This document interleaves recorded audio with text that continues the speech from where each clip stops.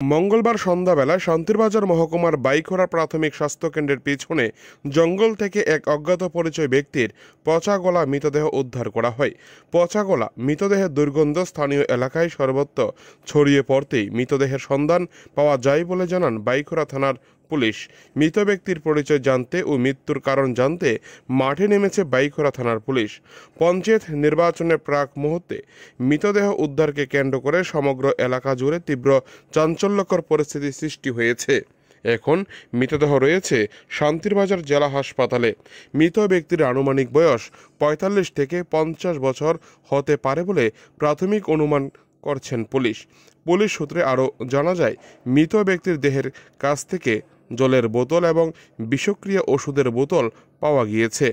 গোটা ঘটনায় ব্যাপক চাঞ্চল্য ছড়িয়েছে শান্তিরবাজার মহকুমার বাইখরা প্রাথমিক স্বাস্থ্যকেন্দ্রের হাসপাতালের গোটা এলাকার মধ্যে। শান্তিরবাজার থেকে নিজস্ব প্রতিনিধি রিপোর্ট, টিভি 100 বাংলা। এই বাইখরা পিএইচসির এমওআইসি সাহেব ফোন করে প্রথমে জানাই যে কিছুদিন ধরে একটা পচার গন্ধ পাওয়া যাচ্ছিল। তো পরে তারা সহ্য করতে না পেরে কোন দিক থেকে পচার গন্ধ আছে দেখার জন্য গেলে তারা দেখতে পাই যে একটা আননোন ডেড বডি ওইখানে পচা গলা অবস্থায় পড়ে আছে।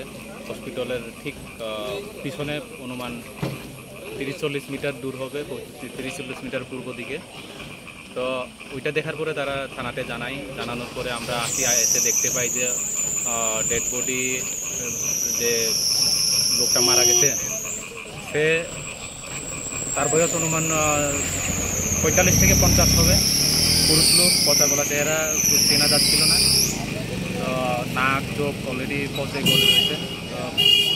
তার সঙ্গে আবার বিষের বোতল আর জলের বোতলও পাওয়া গেছে, যেগুলো আমরা শেষ করে নিয়েছি। তো আমাদের অনুমান খুব সম্ভবত সে এখানে এসে বিষ পান করে সুইসাইড করেছে। তারপরেও পোস্টমর্টম করার পর আমরা পোস্টমর্টম রিপোর্ট দেখে সঠিক কারণ নির্ধারণ করতে পারবো। স্যার, যে বডিটা পাওয়া গেছে এটা কি এখনো পর্যন্ত আইডেন্টিফাই করা গেছে? এখনো আইডেন্টিফাই করা যায়নি। আমরা আইডেন্টিফাই করার জন্য বিভিন্ন আমাদের জানাশোনা সবার কাছে ফরওয়ার্ড করে দিয়েছি ফটোগুলো, এবং আমরা প্রিন্ট মিডিয়া বা সোশ্যাল মিডিয়াতে প্রচার করার চেষ্টা করব যাতে তার আইডেন্টিটি তাড়াতাড়ি। স্যার, এটা যে মৃতদেহটা পাওয়া গেছে মেল না ফিমেল? মেল। পরিচয়পত্র তো এখনো কিছুই পাওয়া যায়নি? কিছু পাওয়া যায়নি। তার বয়স অনুমান ৪৫ থেকে ৫০ বছর হবে। আজ তো স্যার পিএম হবে না? না, আজ তো হবে না।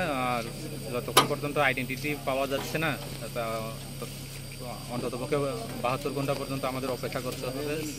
এর মধ্যে যদি আমরা আইডেন্টিটি জানতে পারি তাহলে আরও তাড়াতাড়ি হবে।